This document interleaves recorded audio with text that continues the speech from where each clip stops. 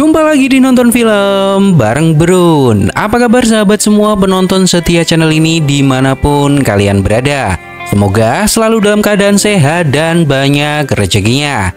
Di episode kali ini sebuah film spesial untuk menemani aktivitas kalian yang berjudul Dead Man Walking. Film ini rilis tahun 1995, bercerita tentang biarawati yang harus menyadarkan seorang pria terpidana mati. Langsung aja, mari kita mulai alur cerita film kali ini.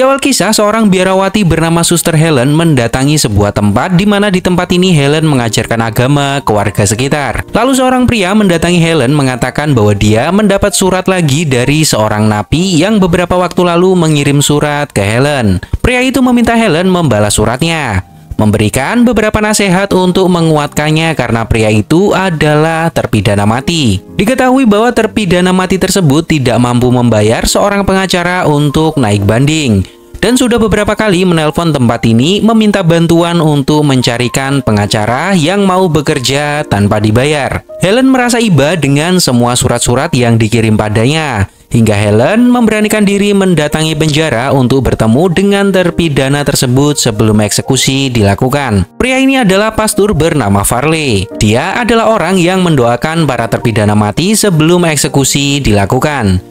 Farley bertanya apakah Helen pernah ke penjara sebelumnya. Helen mengatakan bahwa ini kali pertamanya dia datang ke penjara. Farley juga bertanya kenapa seorang biarawati tidak mengenakan jubah, layaknya biarawati pada umumnya.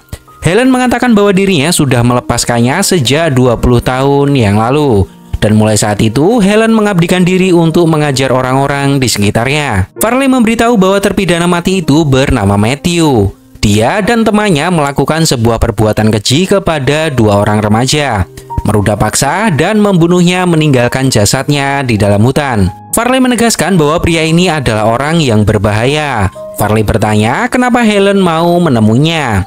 Helen mengatakan bahwa pria itu mengiriminya surat beberapa kali, meminta pertolongan. Helen juga tidak tahu apa yang Helen lakukan. Helen datang ke sini mengikuti kata hatinya. Farley meminta Helen untuk tidak mempercayai apapun yang dikatakan terpidana, dan jangan biarkan mereka memanfaatkan ketulusan Helen.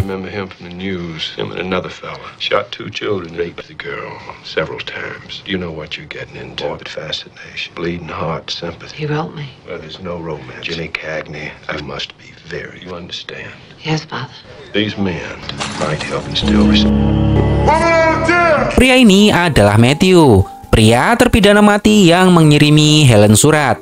Matthew berterima kasih karena Suster Helen sudi datang menemuinya di tempat ini. Helen mengatakan bahwa kedatangannya ke sini ingin mendengar semua yang ingin Matthew katakan. Matthew mengatakan bahwa mantan istrinya lah yang melaporkannya ke polisi. Matthew juga memiliki seorang anak perempuan yang masih kecil. Namun dia hidup bersama ibunya dan sudah lama Matthew tidak bertemu dengannya. Matthew tahu bahwa Helen terlahir dari keluarga kaya. Ayahnya seorang pengacara dan tidak pernah hidup susah. Kenapa Helen mau hidup di lingkungan kumuh mengajari banyak orang? Helen mengatakan bahwa itu adalah pekerjaan baginya. Helen bertanya apakah Matthew lahir dari keluarga kaya. Matthew menegaskan bahwa tidak ada keluarga kaya yang berakhir dengan hukuman mati. Helen memberitahu bahwa Pastor Farley sudah menceritakan semua kesalahan yang Matthew perbuat. Namun Matthew menyangkalnya. Matthew mengatakan bahwa yang melakukannya adalah temannya yang bernama Vitello. Seharusnya dia yang duduk di tempat ini. Namun polisi sampai detik ini tidak berhasil menangkapnya. Matthew meminta bantuan ke Suster Helen karena tidak ada lagi orang yang mau mendengarkannya. Matthew punya dua kesempatan, yaitu Dewan Pengampunan dan Pengadilan Banding Federal. Matthew meminta bantuan ke Helen untuk mengajukan mosi, karena Matthew tidak bisa melakukannya seorang diri. Dan Matthew tidak punya uang untuk menyuruh pengacara mengerjakannya. He asked a lot of questions. Yeah, well, never mind. In letter, you say you work with Paul. Daddy was a lawyer. Some. You live in St. Thomas Project? I don't know who's crazier, you and me. Ain't nobody with money on You there. and I have something in common. We both live with the poor. Ain't you gonna ask me what I done? Oh, folly? I didn't kill nobody. Did what he said. Held that boy You back. watched him kill these. Sepanjang perjalanan pulang, Helen terus memikirkan ucapan Matthew dan apa yang harus Helen lakukan dalam kondisi seperti ini. Karena baru kali ini Helen mengalaminya. Kasus Matthew juga ramai diberitakan di mana Matthew dan Vitello membunuh sepasang kekasih bernama Walter dan Hope. Mereka merudah paksa Hope secara bergantian dan menembak kepala mereka berdua dari belakang, meninggalkan jasadnya begitu saja di tengah hutan. Polisi baru menemukan jasad tersebut setelah 1 minggu berlalu. Pihak korban menuntut keadilan di mana Matthew saat ini menjadi terdakwa mati. Helen menemui temannya dan memberitahukan apa yang Matthew katakan. Matthew mengatakan bahwa dirinya tidak membunuh. Matthew hanya merudah paksa si gadis. Helen tidak tahu bagaimana harus bersikap dengan kondisi ini. Temannya bilang bahwa Matthew dan Vitello ada di sana saat kejadian. Tidak ada dari mereka yang bisa dipercaya. Karena dalam kondisi seperti ini, Vitello juga pasti akan melakukan hal yang sama. Helen merasa tidak adil karena hanya Matthew yang dijatuhi hukuman mati, sedangkan Vitello masih hidup di luaran sana. Dan polisi belum benar-benar mendapatkan pengakuan dari kedua pelaku. Teman Helen mengatakan bahwa Matthew mungkin butuh bantuan. Pria ini mengatakan bahwa dirinya memiliki kenalan seorang pengacara yang mungkin mau membantu tanpa dibayar. Seorang pengacara bernama Hilton Barber. Helen menegaskan bahwa Helen memiliki rasa empati terhadap Matthew. Namun dirinya juga tidak mau membantunya bebas dari penjara. Karena Helen sendiri tidak mau bertemu laki-laki seperti itu di jalanan. Jika tidak bertobat, maka dia akan tetap melakukan kesalahan yang sama suatu saat nanti jika bebas. Pria ini mengatakan bahwa Matthew tidak mungkin bisa bebas. Dia akan dipenjara seumur hidup jika lepas dari hukuman mati. Setidaknya itu lebih baik baginya karena memiliki waktu untuk bertobat dan menyesali semua perbuatannya. Helen mendapat telepon dari Matthew di penjara. Matthew mengatakan bahwa tanggal eksekusinya sudah ditetapkan yaitu tanggal 13. Masih ada 1 minggu dan Matthew harus segera mengajukan banding. Pria ini adalah Hilton, pengacara yang Helen bawa untuk membantu Matthew. Mereka pergi menuju penjara untuk bertemu dengan Matthew. Hilton mengatakan bahwa Matthew memiliki kasus yang sulit. Mosi tidak akan pernah diterima oleh Dewan. Hilton menegaskan bahwa satu-satunya yang bisa Matthew lakukan adalah membawa orang tuanya ke sini. Hilton juga akan mencoba mengajukan banding ke pengadilan federal. Kita membutuhkan orang yang sangat mengenal Matthew untuk berbicara dengan Dewan. Namun Matthew tidak mau. Jika ibunya ke sini, dia hanya akan menangis. Helen menegaskan bahwa ibu Matthew berhak mendapat kesempatan untuk bisa membela anaknya. Dan apapun hasilnya, akan menjadi penyesalan terbesar dalam hidup Matthew jika Matthew meninggal dan tidak bisa bertemu dengan ibunya. Mama, she should have the You opportunity. just gonna blubber her head off. Well, she has the right to do that. What if you die and she? Don't you think it's always going to end out of? I'll think about it, but I want y'all to know I ain't gonna kiss ass in front of you. Kehidupan Helen setiap harinya dikelilingi oleh anak-anak di wilayah sekitar. Mereka sangat nyaman datang ke tempat Helen menggambar dan belajar. Helen juga senantiasa tulus menyayangi mereka semua. Beberapa waktu kemudian Helen mendatangi rumah orang tua Matthew. Perempuan ini adalah ibu dari Matthew bernama Lucille. Helen mengatakan bahwa dirinya adalah seorang biarawati yang ditugaskan untuk menuntun Matthew menghadapi hukumannya. Lucille bertanya, "Apa yang kamu inginkan?" Helen memberitahu bahwa penjara sudah menetapkan tanggal eksekusi Matthew. Penjara juga menelpon Lucille untuk menyiapkan pemakamannya. Lucille menegaskan bahwa dirinya sendiri tidak memiliki uang untuk makan, apalagi untuk mengurus kematian Matthew. Helen mengatakan Dewan Pengampunan akan mengadakan sidang, dan Helen sudah menyiapkan pengacara untuk membantu Matthew tanpa harus membayar. Helen hanya meminta Lucille datang ke sana.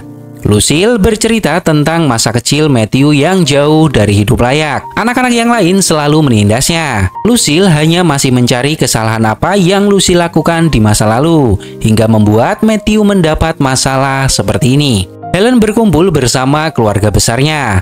Mereka mengatakan bahwa Helen dilahirkan dari keluarga terhormat. Kenapa Helen mau membela seorang pembunuh yang divonis hukuman mati? Mereka mengatakan bahwa di surat kabar terdapat nama Helen, seorang biarawati yang membela terpidana mati. Mereka mengkhawatirkan Helen hanya dimanfaatkan oleh pria tersebut. Dan kabar ini tentu akan membuat Helen dijauhi oleh masyarakat yang tidak setuju dengan apa yang Helen lakukan. Helen mengatakan ke ibunya bahwa perasaan Helen lebih condong ke arah terpaksa daripada tertarik. Matthew dalam masalah, dan Helen hanya dipercaya untuk membantunya lepas dan damai. Ibunya tahu bahwa sejak kecil Helen adalah seorang perempuan yang penuh cinta kasih. Ibunya berpesan agar Helen tidak membiarkan siapapun memanfaatkannya. Matthew menceritakan bahwa saat umur 12 tahun, ayahnya membawa Matthew ke dalam sebuah bar dan menyuruh Matthew minum sebotol whisky. Itulah kali pertama Matthew mengenal minuman keras, dan ayahnya meninggal saat Matthew berumur 14 tahun. Helen mengatakan bahwa dirinya sudah menemui Lucille. Dia akan datang di sidang pengampunan. Matthew juga sempat menggoda Lucille. Sejak pertama Helen datang ke sini, Matthew merasa senang karena Helen sangat baik padanya. Helen menegaskan bahwa kematian sudah ada di depan mata, namun Matthew masih bisa menggoda orang lain.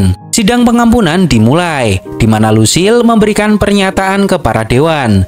Namun Lucille tidak kuasa menahan tangis hingga dirinya tidak mampu berbicara. Hilton mengatakan bahwa Matthew bukan orang kaya. Jika dia punya uang, kemungkinan Matthew sudah menyewa pengacara-pengacara handal untuk menyelamatkannya dari hukuman mati.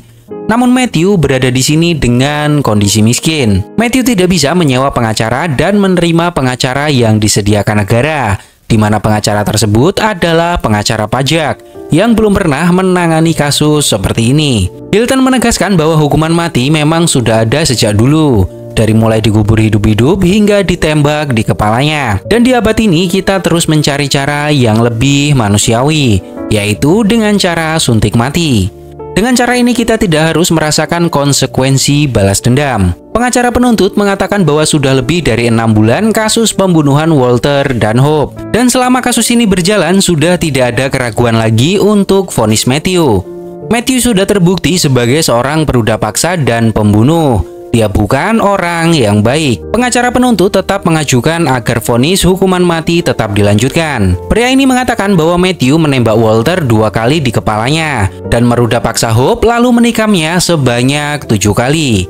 Keluarga korban tidak akan pernah melihat anak-anaknya kuliah lagi. Bahkan tidak akan pernah melihat anaknya menikah. Yang mereka inginkan hanyalah keadilan yang setara atas kehilangan mereka. Setelah sidang selesai, Helen ditemui oleh orang tua Walter. Pria ini bernama Delacroix. Dia marah karena tidak pernah menyangka seorang suster membela pembunuh berdarah dingin. Bahkan Helen tidak menemui keluarga korban terlebih dulu untuk semua ini. Delacroix menegaskan bahwa Matthew bersikap baik padamu hanya ingin mencari empati, karena tidak ada seorang pun yang mau menolongnya. Delacroix yakin bahwa orang itu bukan manusia. Dia adalah seorang iblis, seorang penjahat yang menculik remaja, meruda paksa, dan membunuhnya. Bahkan setelah itu dia dengan tega meninggalkan korban di tengah hutan hingga tubuhnya mengering. Walter adalah putra tunggal Delacroix, dan saat ini Delacroix tidak memiliki siapa-siapa lagi. Helen mengatakan bahwa Helen terpaksa melakukan ini. Helen hanya menjalankan sebuah tugas. Helen juga sangat peduli dengan keluarga korban. Helen menegaskan bahwa dirinya tidak memihak. Helen berusaha berjalan di tengah-tengah musibah yang terjadi. Sidang pengampunan memutuskan bahwa hukuman mati akan tetap dilanjutkan dan akan dilaksanakan minggu depan. Matthew mengatakan hanya Suster Helen yang bisa menolongnya. Matthew juga memilih Suster Helen menjadi pendamping spiritual untuk menemani Matthew. Matthew memohon Helen mengajukan mosi banding ke federal untuk pengampunan nyawa. Helen bertanya ke Hilton apa yang dilakukan pendamping spiritual terpidana mati. Hilton mengatakan bahwa biasanya itu dilakukan oleh pastor, pendeta, atau ulama, sesuai keyakinan terpidana mati tersebut. 1 hari sebelum eksekusi, pendamping akan menemani terpidana mati, memberinya pencerahan agar dirinya damai. Hilton juga mengatakan bahwa kemungkinan berhasil dalam banding ke federal hanya 1:1000, karena selama ini tidak pernah ada pengampunan terhadap terpidana mati. Beberapa waktu kemudian, Helen mendatangi rumah Delacroix. Helen mengatakan bahwa dirinya menyesal karena tidak menemui Delacroix sebelumnya. Helen tidak pernah terlibat dengan sesuatu seperti ini sebelumnya. Delacroix menyadari bahwa raut wajah Helen menggambarkan ketakutan. Delacroix memberitahu bahwa semenjak kematian Walter, dirinya dan istrinya bertengkar, lalu memutuskan untuk bercerai. Dia ingin melupakan masa lalu dan melanjutkan hidupnya. Dia tidak kuat jika harus selalu ingat dengan musibah yang menimpa Walter. Awalnya istrinya selalu minta diantar ke makam Walter setiap pagi. Namun lama-kelamaan istrinya tidak bisa menahan kesedihannya. dan memutuskan untuk pergi jauh dari tempat ini. Delacroix menunjukkan foto Walter saat masih kecil, di mana dulu Walter belajar berjalan di lantai rumah ini. Dan di rumah ini juga Walter duduk bersama Hope. Dia pernah mengatakan bahwa Hope adalah wanita pilihannya. Bahkan Walter sempat membicarakan rencana pernikahan mereka seminggu sebelum meninggal. Delacroix mengatakan bahwa saat seseorang kehilangan anak, maka semua kenangan akan tersegel di suatu tempat. She wept a river, poor woman. Whole days. I wish there was some. She used to be a ball. We would have us some fun, boy. Walter learned to walk on this, bust his chin on the arm of that sofa. That love seat right there, a week before they died. When you lose a child, a shrine. Beberapa waktu kemudian Helen menemui Pastor Farley. Helen meminta agar Helen diizinkan menjadi pendamping spiritual Matthew. Farley menegaskan bahwa Helen adalah wanita pertama yang akan menjadi pendamping karena selama ini tidak ada yang mau melakukan pekerjaan itu. Pekerjaan ini membutuhkan seseorang yang berpengalaman. Bayangkan, pria ini akan dieksekusi dalam waktu 6 hari ke depan. Dan Helen berkewajiban membuat Matthew sadar dan bertobat agar dirinya damai dalam menjalani hukuman matinya. Itu adalah sebuah pekerjaan yang sangat berat, bahkan bisa meninggalkan pengalaman yang tidak akan pernah terhapus dalam hidup Helen. Helen mengatakan bahwa Helen juga tidak tahu kenapa dirinya mau. Namun sepertinya ini adalah sebuah panggilan untuknya dan Helen harus melakukannya. Farley juga mendukung jika memang tekad Helen sudah kuat. Farley yakin Helen bisa membawa kedamaian untuk Matthew sebelum dia meninggal. Setidaknya tidak ada kebencian dan dendam yang dia bawa menjelang ajalnya. Helen menemui Matthew. Matthew mengatakan bahwa dirinya tidak mau dikubur di tempat ini. Pihak penjara pasti akan menghubungi Lucille dan menanyakan tentang pemakaman. Itu akan membuat perasaan Lucille makin hancur. Matthew meminta Helen membantu ibunya. Helen bertanya apakah Matthew pernah membaca Alkitab. Matthew mengatakan pernah saat dirinya masih kecil. Namun setelah dewasa Matthew tidak pernah membacanya lagi. Bahkan Matthew tidak pernah datang ke gereja. Matthew memberitahu bahwa semalam penjara ini sudah mengeksekusi seorang pria kulit hitam. Helen bertanya, apa masalahmu dengan pria itu? Matthew menegaskan bahwa dirinya tidak pernah suka terhadap kelompok mereka. Helen menyadari bahwa Matthew masih memiliki rasis dalam jiwanya. Helen bertanya apakah Matthew pernah bermain bersama kelompok mereka. Helen menegaskan bahwa apa yang ada di dalam pikiran Matthew semuanya tidak benar. Mereka semua adalah manusia yang tidak boleh dibedakan. Mereka memiliki harga diri dan hak yang sama dengan Matthew. Helen bertanya apa yang orang pikirkan tentang seorang terpidana mati. Mereka menganggap bahwa terpidana mati adalah seorang monster, bahkan sampah manusia. Dan banyak lagi perkataan kasar keluar dari mulut orang tentang terpidana mati. Matthew mengatakan bahwa Matthew tidak akan merengek. Matthew menganggap bahwa mereka akan membunuh orang yang salah. Dan ini adalah sebuah perbudakan, karena Matthew tidak membunuhnya. Matthew juga menegaskan bahwa dirinya tidak suka dengan pemerintahan. Di depan penjara juga ada dua kelompok demonstran. Satu pihak menuntut keadilan agar Matthew tetap dihukum mati, dan satu pihak lagi berharap nyawa Matthew diampuni. Helen mengatakan ke sahabatnya bahwa Matthew akan dihukum mati 6 hari lagi, dan kita harus membantunya mencari rumah duka untuk memakamkannya. Sahabatnya bilang kemungkinan dari kesusteran kita ada yang akan menyumbangkan satu pemakaman untuknya. Kita juga membutuhkan sebuah pakaian untuk Matthew. Helen mendatangi rumah orang tua Hope. Mereka mengatakan bahwa Hope baru saja lulus kuliah di awal bulan Mei, dan dia berencana untuk bergabung bersama Angkatan Udara. Sore itu Hope pulang kerja dan berkencan dengan Walter. Ibunya tidak pernah menyangka bahwa sore itu adalah pertemuan terakhir dengan Hope. Keesokan harinya mereka menunggu Hope keluar dari kamar. Namun Hope tidak kunjung keluar. Saat mereka masuk, kamarnya bersih seperti tidak ditiduri malam itu. Hari itu adalah hari besar Hope, karena hari itu Hope dipanggil sersan Angkatan Udara untuk menjalani tes. Tak selang berapa lama, Delacroix menelpon mengatakan bahwa Walter juga tidak ada di rumah. Awalnya mereka mengira bahwa Walter dan Hope kabur dan menikah. Lalu Delacroix pergi ke kantor polisi mengisi laporan kehilangan. 3 hari polisi melakukan pencarian besar-besaran. Pada tanggal 20 Juni, beberapa anak berjalan di sekitar hutan menemukan sebuah tas tangan, dompet, dan beberapa barang lainnya. Lalu mereka menyerahkannya ke polisi setempat. Polisi melanjutkan pencarian di area tersebut dan mendapati Walter beserta Hope tewas dengan wajah menghadap ke tanah. Beberapa peluru ditemukan di kepalanya, dan Hope juga mendapat beberapa tikaman di tubuhnya. Awalnya polisi tidak mengizinkan orang tua melihat korban di ruang autopsi karena akan menimbulkan traumatik.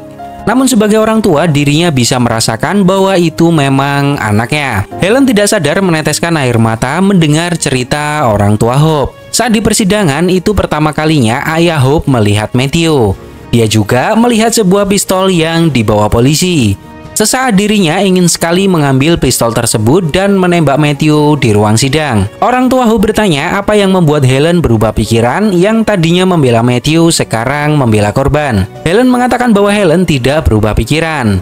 Helen hanya mencoba berjalan di tengah-tengah dan membantu Matthew agar damai menjelang ajalnya. Mendengar hal ini, orang tua Hope sedikit tersinggung. Mereka mengira kedatangan Helen ke sini karena Helen berubah pikiran. Namun kenyataannya Helen masih menemui Matthew. Mereka mengatakan bahwa Helen tidak memiliki etika karena berani datang ke sini menanyakan tentang Hope namun masih membela Matthew. Ayah Hope juga menegaskan bahwa Helen tidak bisa berjalan di dua pihak sekaligus.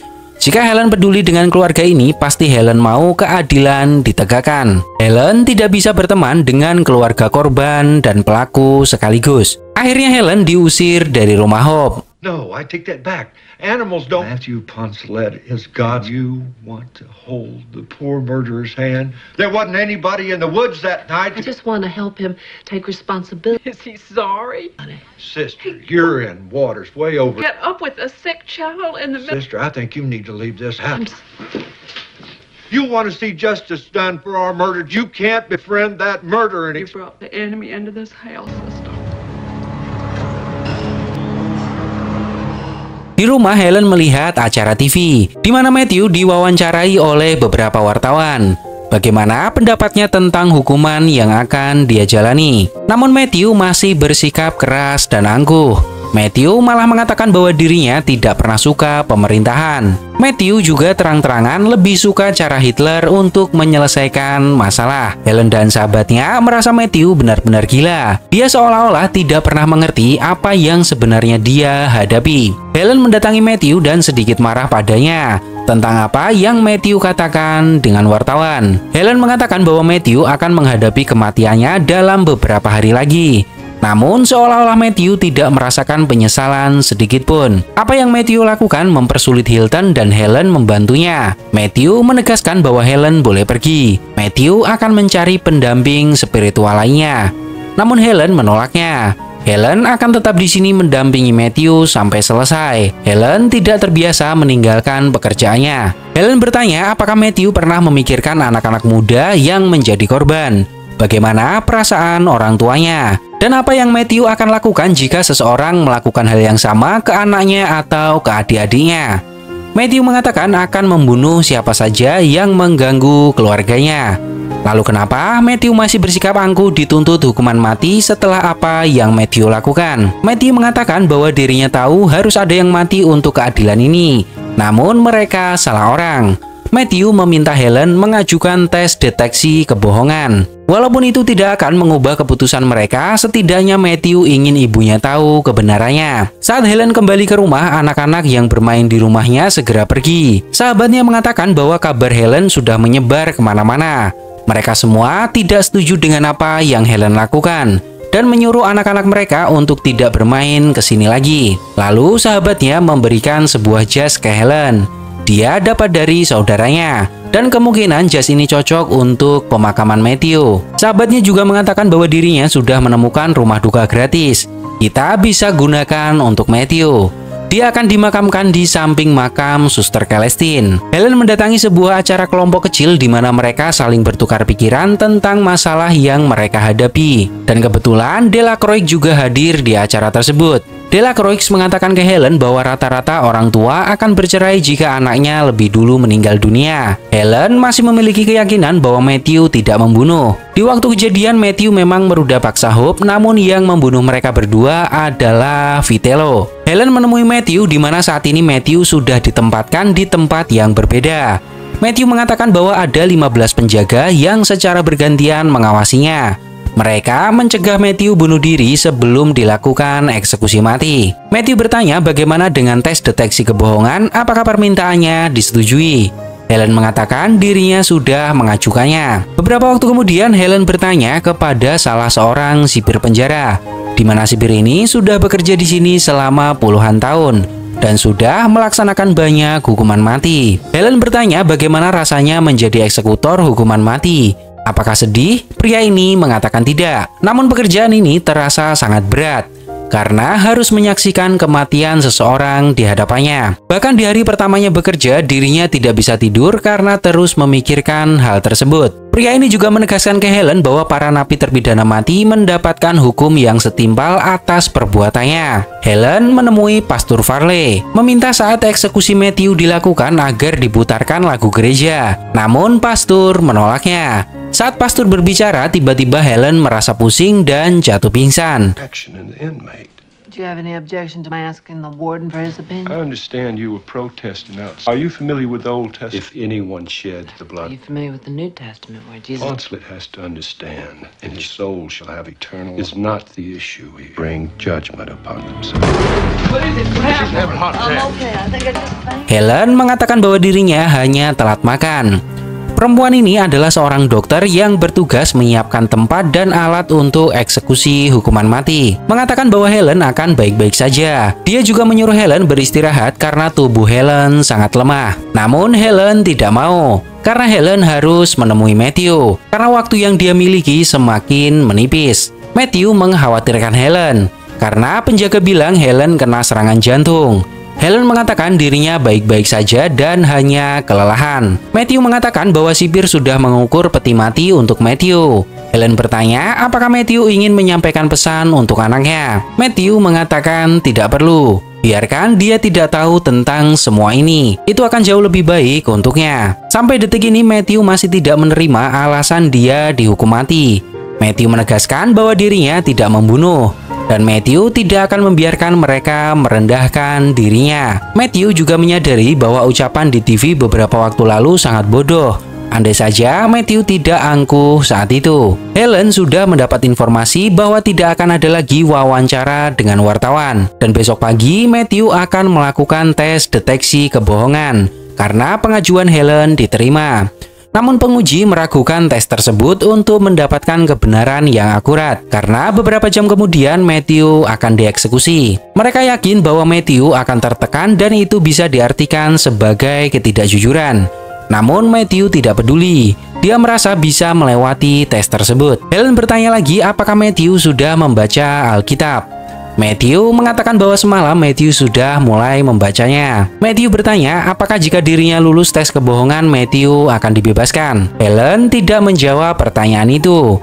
Helen hanya mengatakan jika Matthew meninggal, Helen ingin membantu Matthew dengan rasa hormat. Dan Helen tidak akan bisa melakukan hal itu jika Matthew tidak mengakui dosa yang telah Matthew lakukan atas kematian Walter dan Hope. Hilton menemui Helen, mereka akan mengajukan banding ke federal, di mana saat ini gubernur ada di sana. Gubernur mengatakan bahwa dirinya tidak setuju dengan hukuman mati.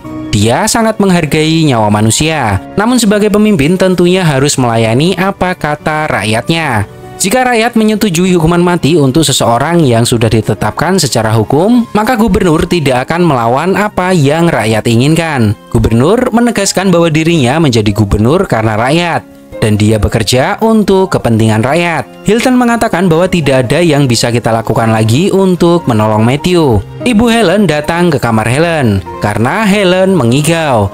Ibunya bertanya apa yang terjadi.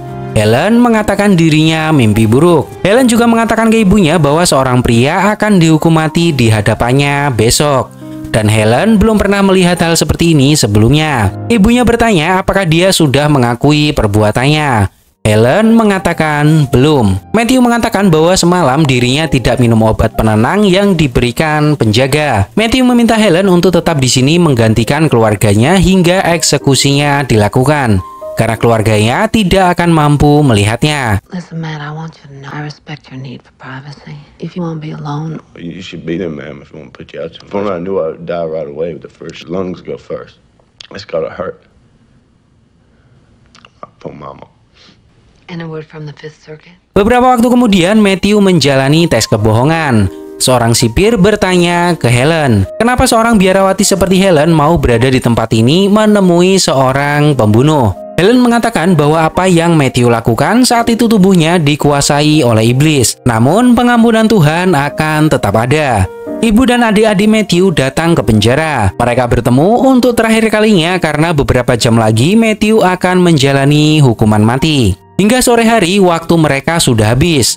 Matthew berpesan ke adik-adiknya untuk tidak melakukan hal yang bodoh dan berakhir sama seperti Matthew, dan selalu jaga ibu di rumah. Lucille ingin sekali memeluk Matthew untuk terakhir kalinya. Namun penjaga tidak mengizinkannya. Helen mengantar Lucille keluar dan menenangkannya. Helen memberitahu Matthew bahwa tes kebohongan menunjukkan perasaan tertekan dari Matthew. Mereka tidak bisa menggunakan data tersebut untuk membantu Matthew. Helen bertanya untuk terakhir kalinya ke Matthew dan mengajak Matthew membicarakan kejadian sebenarnya. Malam itu, Walter dan Hope sedang berduaan di dalam mobil. Matthew dan Vitello mendatangi mereka dengan keadaan mabuk. Lalu mereka berdua menyeretnya masuk jauh ke dalam hutan. Vitello menelanjangi Hope, lalu merudah paksa secara bergantian. Helen mengatakan apa yang Matthew pikirkan saat itu. Matthew bisa saja pergi dari sana dan tidak menuruti keinginan Vitello. Helen juga bertanya apakah Matthew tidak memikirkan bagaimana perasaan orang tua korban saat itu. Kepala sipir mendatangi mereka dan mengatakan bahwa mosi banding di pengadilan federal dari Matthew ditolak. Lalu Hilton menelpon Matthew dan meminta maaf. Semua sudah dilakukan oleh Hilton. Matthew berterima kasih ke Hilton karena Hilton sudah mau membantu sejauh ini walaupun tanpa bayaran sepeser pun. Helen benar-benar tidak kuat berada di tempat ini. Helen berdoa agar jiwanya tetap kuat. Dia juga berdoa untuk Matthew. Semoga dia mendapat pencerahan dan tidak membawa penyesalan di akhir hidupnya. Beberapa waktu kemudian, Helen menemui Matthew yang sedang membaca Bible. Helen melihat bahwa ternyata Matthew dipenuhi banyak tato di tubuhnya. Helen bertanya tentang tato tanggal lahir yang ada di kakinya. Matthew mengatakan bahwa tato itu dibuat jika suatu saat Matthew meninggal, seseorang akan mengenali jasadnya. Matthew memberikan Alkitabnya ke Helen. Matthew juga sudah menanggali kematian Matthew sendiri. Lalu Helen diminta keluar untuk beberapa waktu karena Matthew diberi waktu untuk menelpon keluarganya lagi. Helen benar-benar tidak kuat melihat pemandangan ini. Di sisi lain, Helen sangat sedih. Di sisi yang berbeda, inilah keadilan yang berlaku untuknya. Time's clicking away. Sleeping at damn tonight. Don't cry, Mom. Don't cry. That's not the way it was, Mom. That's not what it was. Y'all can hear. Let me talk to him. Hey, Troy. You take care of Mom, okay? Mom? I love you, Mom. I love you, Mom. Tell my mama I loved her. Helen menemui Matthew lagi. Matthew mengatakan bahwa dirinya benci ucapan perpisahan. Ibunya masih tidak bisa menerima keputusan ini dan mengatakan bahwa Vitello lah yang salah, bukan Matthew. Lalu Matthew mengatakan sejujurnya tentang kejadian itu karena Matthew tidak mau membawa penyesalan menuju kematiannya. Matthew mengatakan bahwa malam itu dirinya mabuk. Dia berusaha mencegah Vitello melakukannya. Namun Matthew tidak memiliki keberanian melawannya. Matthew mengakui bahwa yang membunuh Walter adalah Matthew. Matthew juga merudah paksa Hope. Namun yang membunuh Hope adalah Vitello. Matthew pasrah dan bersedia bertanggung jawab atas kematian Walter. Matthew mengatakan bahwa semalaman Matthew berlutut di samping kasur, tetap terjaga dari tidur dan terus berdoa untuk sebuah pengampunan. Selama hidup, Matthew tidak pernah melakukan kejahatan sebesar ini. Matthew bertanya apakah Tuhan akan mengampuninya. Helen benar-benar lepas karena Matthew sudah mau mengakui semua perbuatannya. Helen menenangkan Matthew dan mengatakan bahwa Tuhan Maha Kasih. Matthew pasti mendapatkan ampunan dan bisa pergi dengan damai. The lights dim on the TV. I've never done that before. There are spaces of sorrow. You did a terrible thing, man. Terrible. Nobody could take that from you. Nobody ever called me no son of God. Call me son of you know what a lot of times, man. I just hope my death can give them parents. Because I never had no real love. I never loved a woman or anybody else myself. Thank you for loving me. Can you have a jacket or something? He's cold. I can't sing. It's okay. If you pass through raging water, you walk amid the burning flame.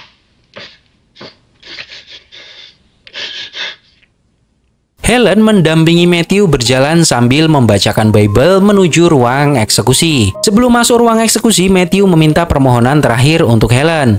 Matthew meminta Helen menjaga ibunya, membantu adik-adiknya agar berjalan di jalan yang benar. Setelah persiapan eksekusi, Matthew menyampaikan pesan terakhirnya ke keluarga korban. Tuan Delacroix, aku tidak ingin meninggalkan dunia ini dengan kebencian di hatiku. Aku minta maaf atas semua perbuatanku. Mencabut nyawa Walter adalah perbuatanku yang sangat mengerikan, dan aku menyesalinya. Tuan dan Nyonya Percy, orang tua Hope, aku berharap kematianku bisa membuat kalian lega. Aku hanya ingin katakan, menurutku pembunuhan itu salah, tidak peduli siapa yang melakukannya. Akhirnya, eksekusi mati dilakukan. I love you.